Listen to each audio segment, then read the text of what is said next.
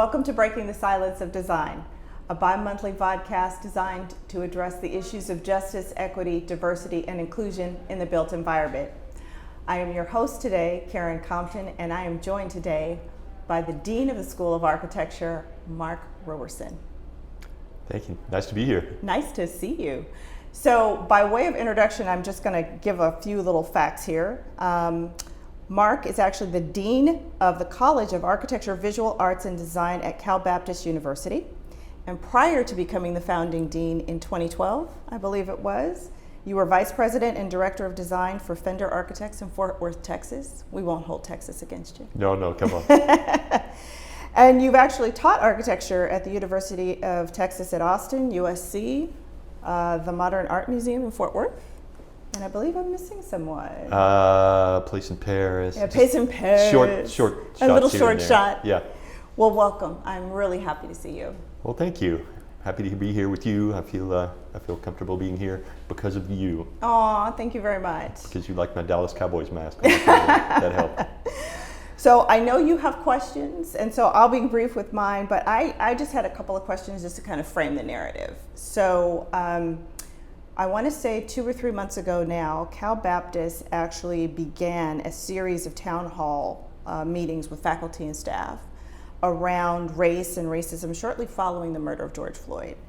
And then those discussions, like many, were very raw and very emotional, and I was honored to be able to watch several of them and just kind of listen to the discussion that transpired. How has that conversation or those conversations framed what's going on in the School of Architecture today? So you mentioned that I became the dean in 2012. I started the architecture program from scratch. It was just me in a room by myself, and I invented all of it.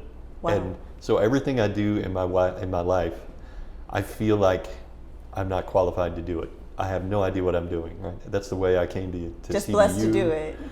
And they were just like, do this. And I said, I don't know how to do that. And they said, report back when it's done. And so all of the things that I just have this constant sense of sort of unworthiness, of unqualification. And this entire conversation is similar to me in that I watched that same town hall, which unfortunately had to be online because of the whole COVID thing. I wish we could have been in a room together, but I wish that every day with my class. I wish we could be in a room together. But I was watching it thinking, I am also not qualified to be part of this. I don't know, how am I part of this conversation? And as I watched it, there were other white faculty that were part of the conversation officially that I wondered, well, how are they qualified to be part of this as well? I don't know. And so it's an interesting big piece of my life that somehow, once again, I feel unqualified to participate in, but it's never stopped me before. Right. You just plow ahead and do it. So in architecture, we have had a lot of conversations recently, but I have to say that we have had a lot of conversations for a long time. We are in the Inland Empire, which is majority Hispanic population. This is who we have available to us, right? And so our program is majority Hispanic currently. The racial makeup of the architecture program and of my college is almost exactly the same as that of the Inland Empire. It's directly reflective, and so it's something that we talk about a lot. There was a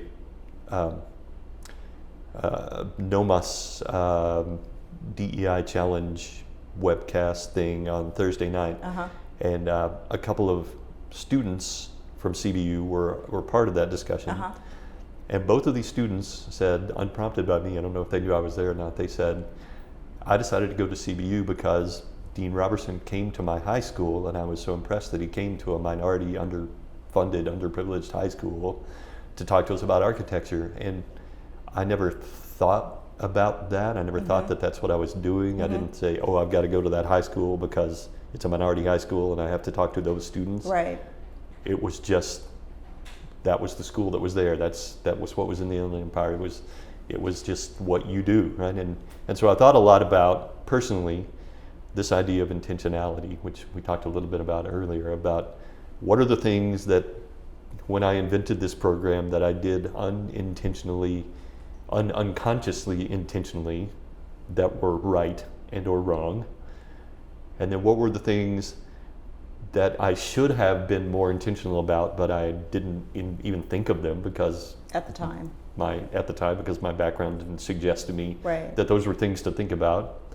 And then what are things that I did do intentionally that I did wrong and that I had blind spots about, and what am I doing wrong? Because clearly there's got to be a lot of those things. Right. I grew up in a majority black high school, about 60% black. So my experience is a little different than probably most deans of architecture schools in America, I'm guessing. But still, I recognize that I've got to have huge blind spots that I don't even know exist, that I can't. And so what do you do with your blind spots now? Recognizing that you have them. What do you do about those now? We have a couple of African American faculty, one African from Kenya, one that came to us from Ginsler in Chicago actually. And we talk a lot about these things, and we have talked about them before. We talk about them more now, but about this very thing of what is it that we are not doing that we need to do more intentionally. And I think we're really good at access. I go to these high schools and I talk to these students, and we get people to come to our program. Our first graduating class in 2017, our first Master of Architecture graduating class was, almost 50% black.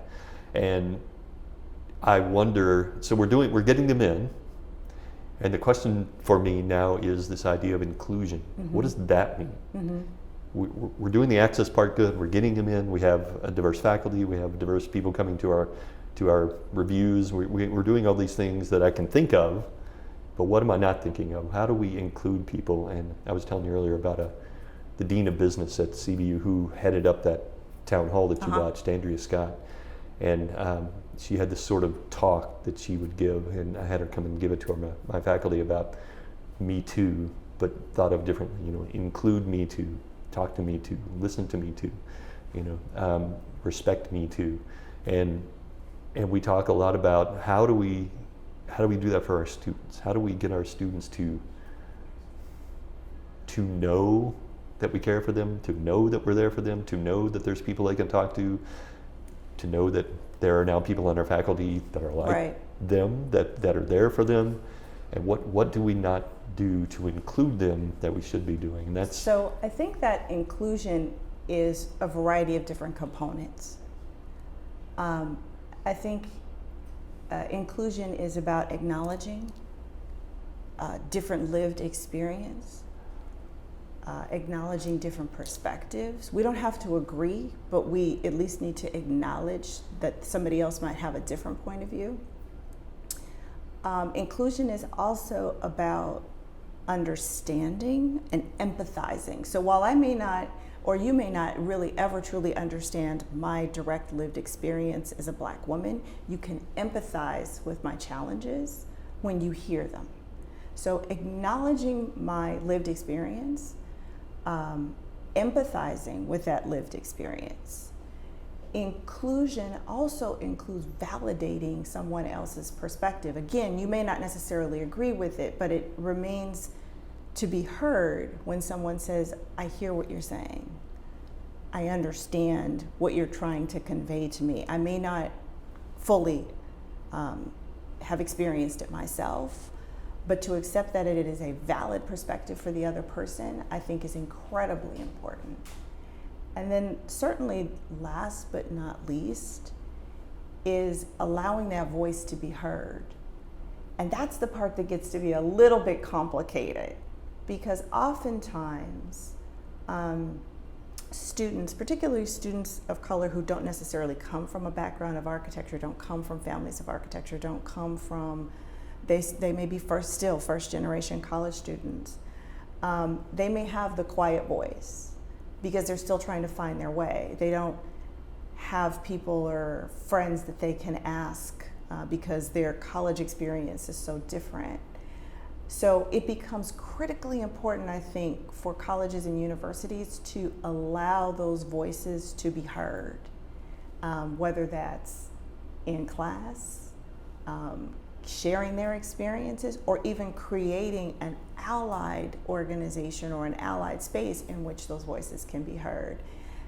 That way you actually have the ability to be included. I thought it was really interesting that you said early on, you didn't wake up and say, okay, I'm going to go to a minority school and talk to those students about architecture. You went.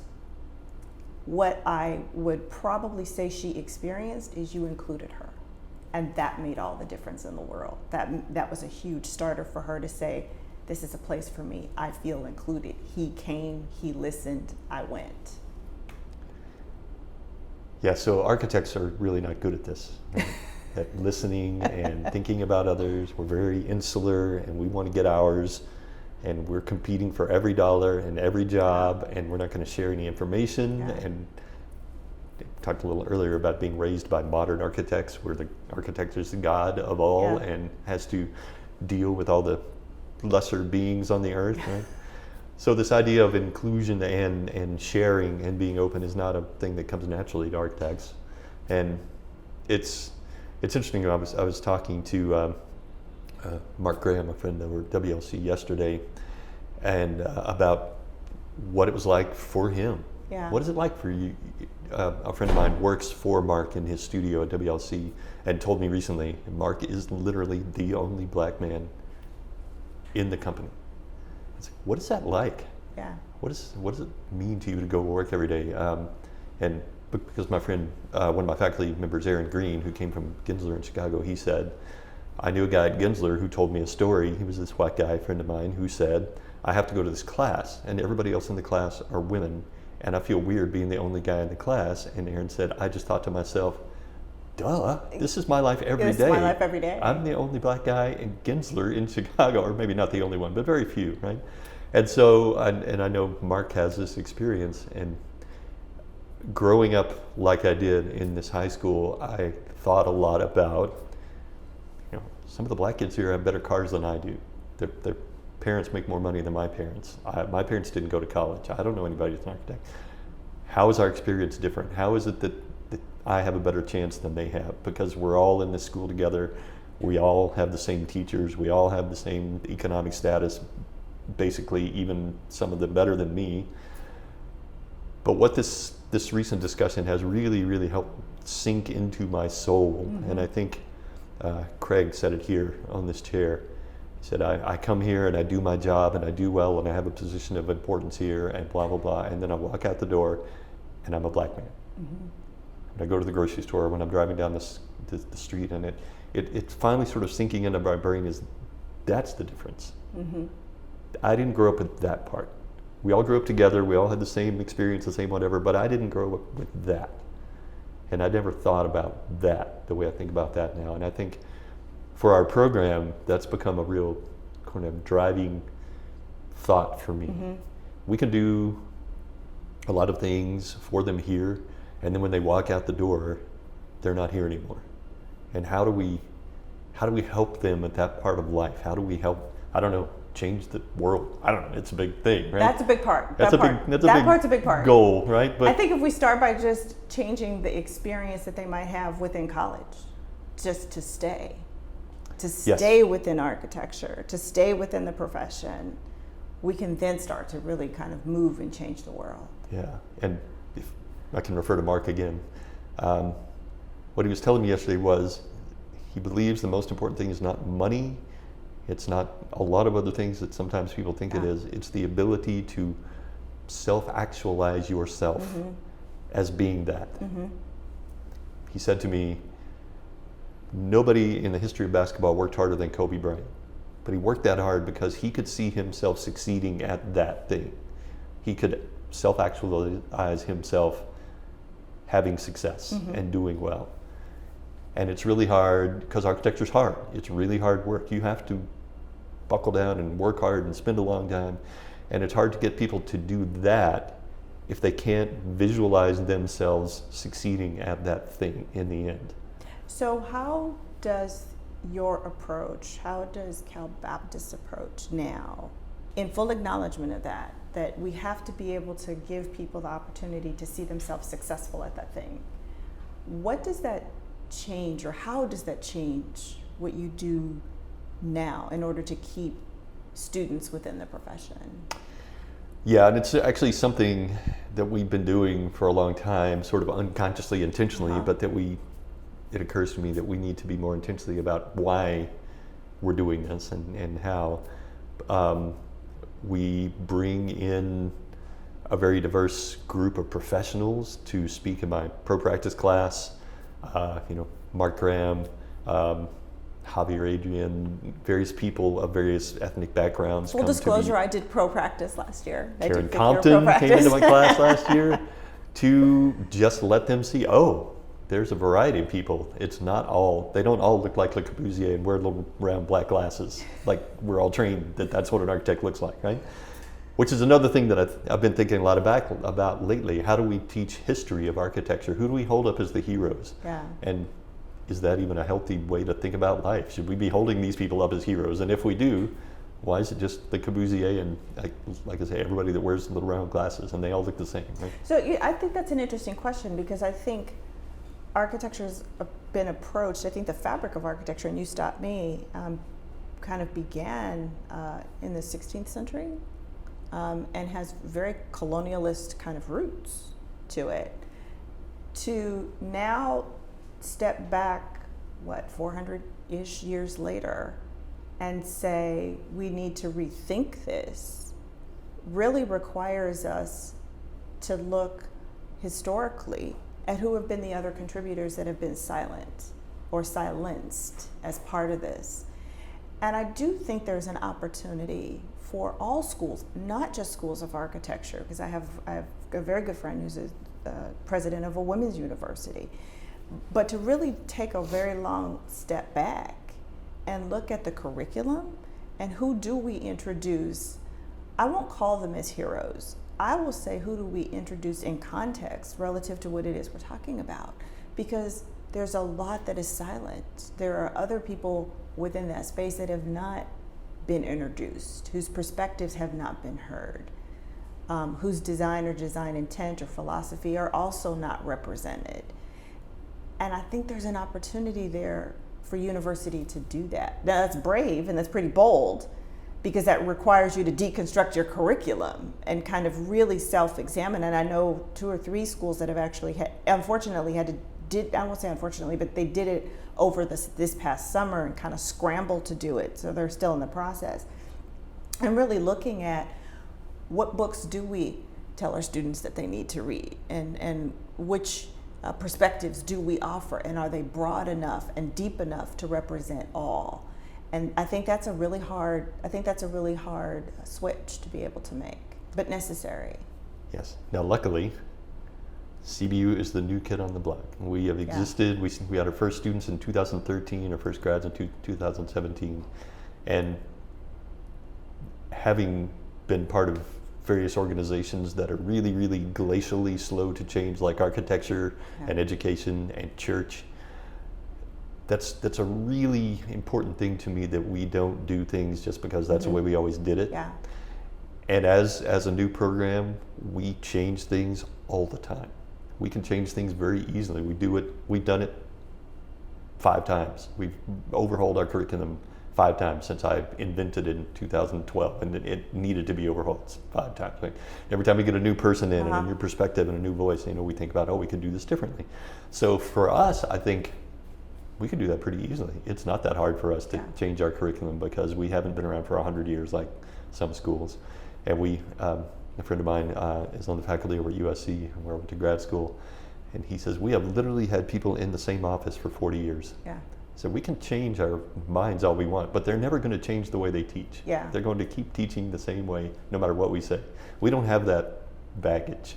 We have the opportunity to make things different if we want to. All of my faculty are way younger and cooler than me, and way more in touch with the world than me, which is awesome. And so when I think about these opportunities, how could we look at history differently? How could I'm teaching urban design now.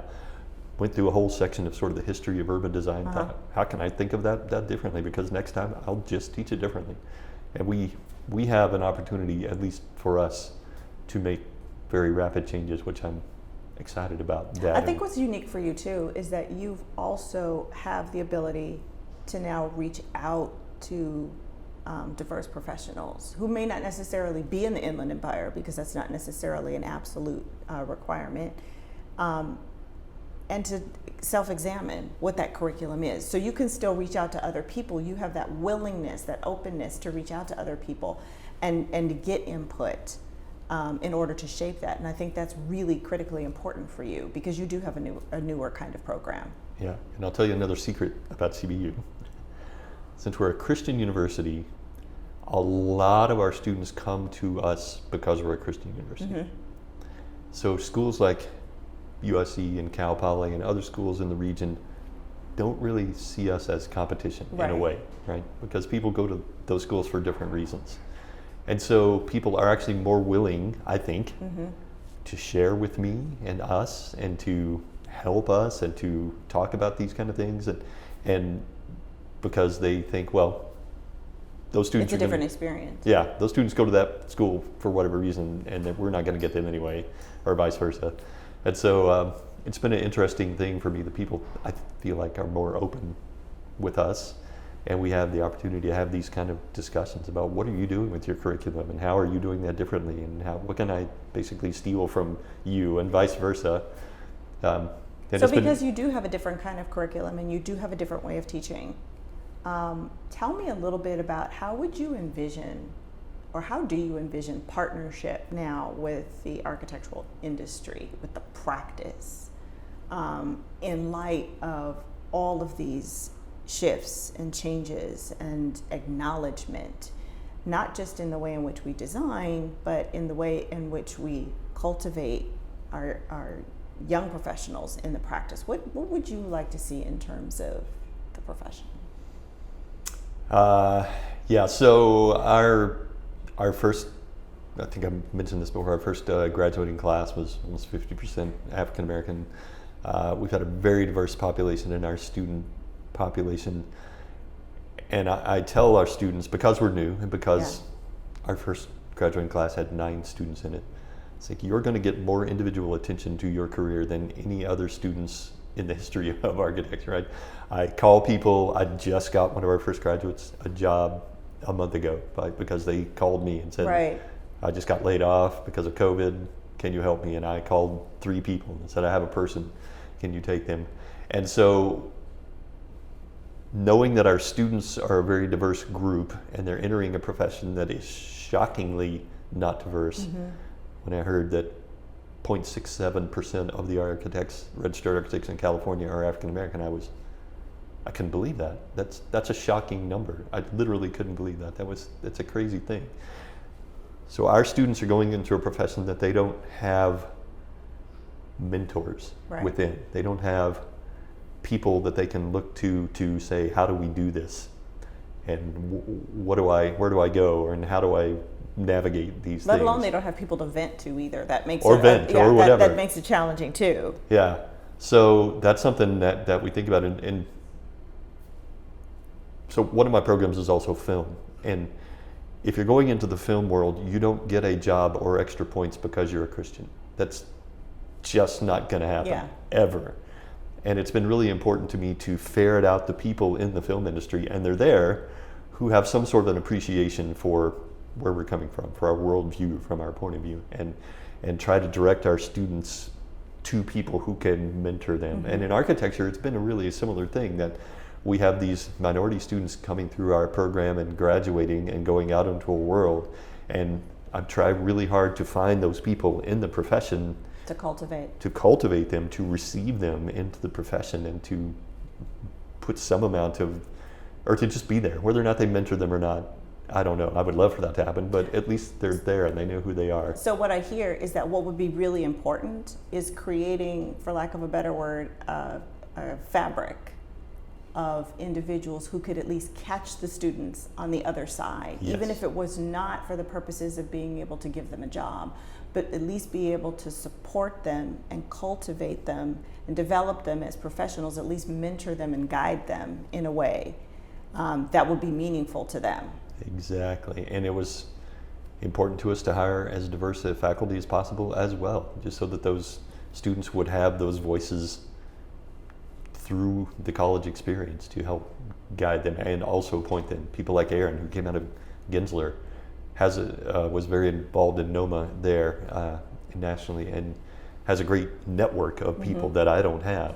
And so to be able to tap into those networks, and we were talking about earlier, 247 African American architects in California.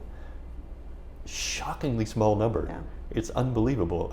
But I'd really like to know all 247 of them. I want to know where they are. I want to know where they're working. I want to know their name. I already told Craig he's coming out to CBU to visit with us. I want our students to know him because I want You want to create that fabric, that network. And Yeah. I think that's incredibly important. I think that's a role that the profession can play. I think that's a realistic role and a reasonable kind of partnership, especially in a post-COVID environment where we can't always physically get in a car and go somewhere and meet somebody face to face. Technology has allowed us, or does allow us, the ability to do that, which I think is fantastic. And I think that's a really good, actionable kind of step. I know you had another question for me though, so I did want to. Well, yeah, and you talked about it a little before, which is this idea of, what does inclusion look like? And you made some comments to that before, of, we can get them in the door and we can do what we can do. And go back to the first thing I said of feeling unqualified. I feel like all of these things are really small. Like all of these efforts are small. Like trying to find all of the minority architects in California, that seems like a small thing. Like I don't know how that's, I said earlier, change the world. I don't know how that's going to change the world, right? But one of the things that Mark, I keep referring back to Mark Graham in our conversation, one of the things he said was, if we could just move the needle a little bit. Yes. He said the numbers haven't changed since 1968. He said the problems that I saw when I entered the profession 25 years ago are the same problems that I see now. And so, yeah, it's just that idea of figuring out what it is what are the blind spots? What am I not doing intentionally that we should be doing? How do we make people feel included? How do we make them feel heard? How do we make them feel like their life experience is respected? And even if I can't really understand it or walk in their shoes, at least that they know that we hear what they have to say. That to me is the most important part, is that you are actually listening and validating and acknowledging. And in doing that, I think you can walk a long way in someone else's shoes and bring them along. I think that would be incredibly important. Closing thoughts? Closing thoughts. All right, can I read a? Yeah, you could. All right, I mentioned earlier that we're a Christian school. So I just want to read this because I just feel like it's already here. We already know what it is. 1 Corinthians 12, it says, "So God has put the body together such that extra honor and care are given to those parts who have less dignity. And this makes for harmony among the members, so that all members care for each other." And this is the part that I really think is amazing. "And if one part suffers, all the parts suffer with it. And if one part is honored, all the parts are glad." And that's the sort of the culture that I wish we could build or have in our program. That if one part suffers, that we all suffer. And if one part is glad, that we all celebrate together. And it doesn't matter what color we are or what religion we are or what football team we support. That matters a little bit, but not as much. It's that we are all one, that we are all together, no matter that we're all different, we're all one in purpose, and we're all one in kind of our desire to be architects, because it's an important thing to do and it's a way to engage in making the world a better place. And that we celebrate together and that we hurt together. So, anyway. Well, I deeply appreciate you coming to celebrate with me, to discuss with me, to hear my perspective and let me hear yours. Thank you. My pleasure, and you're coming back to my class again. I will. I'll be there for 5th year pro practice, right? That is correct, yes. I want to thank everybody for joining us for Breaking the Silence of Design. I'm Karen Compton, your host today. I want to thank IBI Group, who is our amazing sponsor for this and all of our series. I want you to join the conversation. Please encourage you to join the conversation. Click and subscribe on YouTube. Join us on Instagram, LinkedIn, and all of your other social media platforms. Thank you for joining us. Thank you, Lynn.